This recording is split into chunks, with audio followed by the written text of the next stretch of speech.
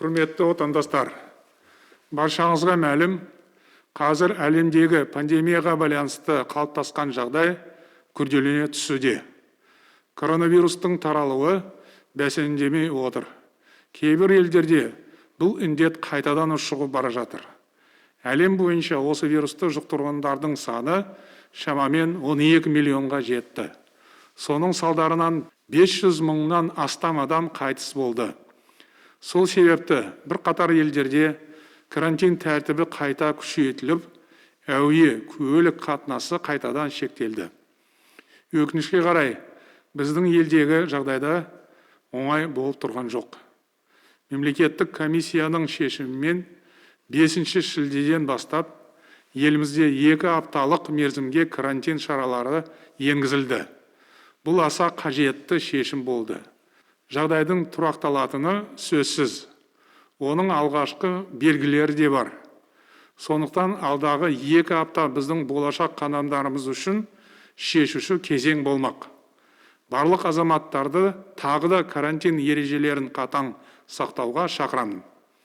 Індетпен күрестің нәтижелі болуы ең алдымен барша жұрттың саналы әрекеті мен жауапкершілігіне байланысты. Бұл өте қауіпті, батпандап кіретін, мысқалдап шығатын дерт. Коронавирустың таралуына байланысты денсаулық сақтау жүйесіне көп ауыртпалық түсуде. Ашығын айту керек, денсаулық сақтау жүйесі індетке тойтарыс беруге дайын болған жоқ. Осы мәселе бойынша біз тергеу жүргіземіз және бұл жағдайдан сабақ аламыз. Әкімдердің жіберген қателіктеріне тиісті баға береміз.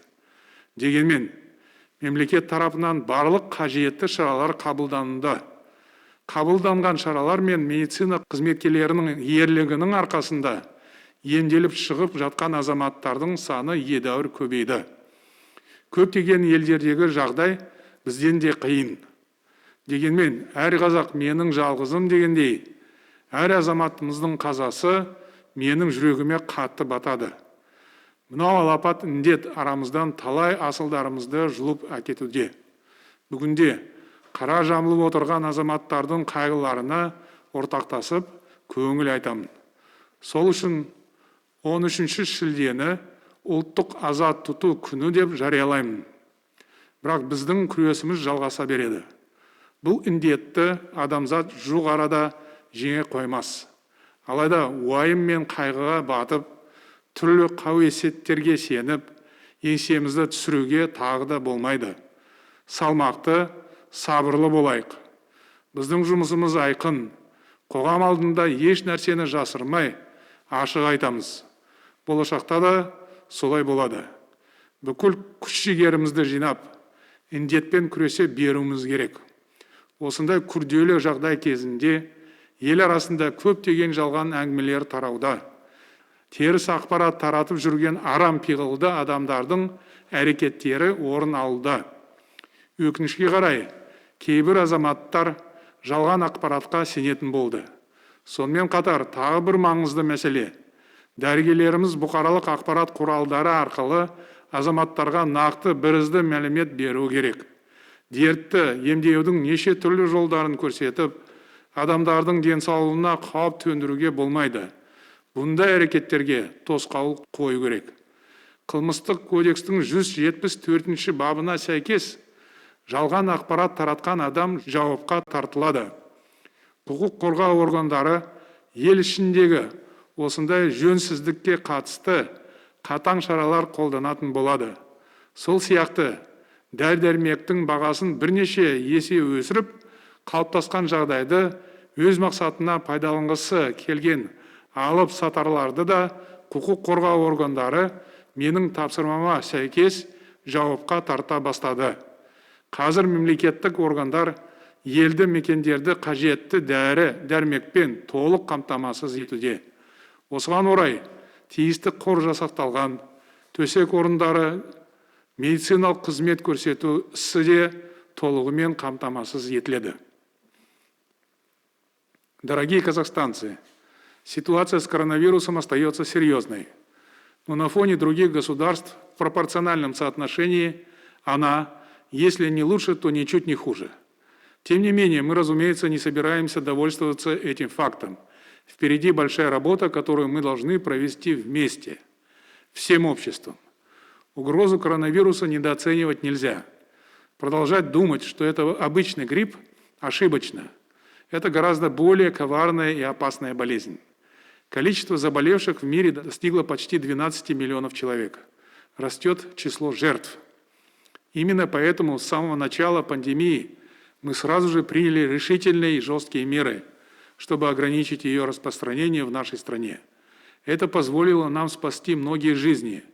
Но, к сожалению, из-за массового несоблюдения карантинных мер, системных ошибок бывшего руководства Минздрава, нерасторопности акимов, мы имеем дело фактически со второй волной коронавируса, вкупе с резким ростом заболевания пневмонией. Государственной комиссией принято решение о введении двухнедельного карантина по всей стране. Это правильное решение. В данный момент появились первые признаки стабилизации ситуации. Но расслабляться, конечно, рано. Предстоящие недели станут решающими в нашей борьбе с пандемией. Государство принимает все меры для стабилизации ситуации. Укрепляется первичная медицинская помощь. Уже сформировано 400 универсальных мобильных бригад для оказания комплекса медицинских услуг населению на дому. До конца июля их количество будет доведено до 3500. Начата работа по увеличению мест в больницах. С момента моего поручения количество коек для больных коронавирусом увеличено на 70% и доведено до 43 тысяч. Активно вовлечены в эту работу и военные медики. Благодаря ресурсам вооруженных сил развернуто более 500 коек. В места особых вспышек передислоцируются полевые госпитали. Идет привлечение и интенсивная переподготовка медиков в запасе. Для повышения доступа к тестированию дооснащаются действующие лаборатории. Дополнительно закупается 20 ПЦР-анализаторов. Создаются 8 мобильных центров для ПЦР-тестирования, в том числе и сельского населения. Все это позволит увеличить количество тестов до 40 тысяч в сутки. Отдельно хочу остановиться на улучшении лекарственного обеспечения. В этих целях сокращены сроки и упрощены процедуры сертификации лекарственных препаратов. Продлено действие специального порядка государственных закупок способом из одного источника для противоэпидемиологических нужд. Упрощен порядок разового ввоза противовирусных лекарственных средств, не имеющих регистрации в Республике Казахстан. Такие заявки рассматриваются в течение суток. Ускорена процедура регистрации новых препаратов отечественных товаропроизводителей для лечения коронавирусной инфекции. Все эти меры позволяют быстрее и эффективнее доводить необходимые препараты до больниц и аптечной сети. Правительство и акимы в срочном порядке проводят работу по обеспечению населения всеми необходимыми препаратами. Для стационаров уже закуплены лекарства для лечения около 30 тысяч госпитализированных.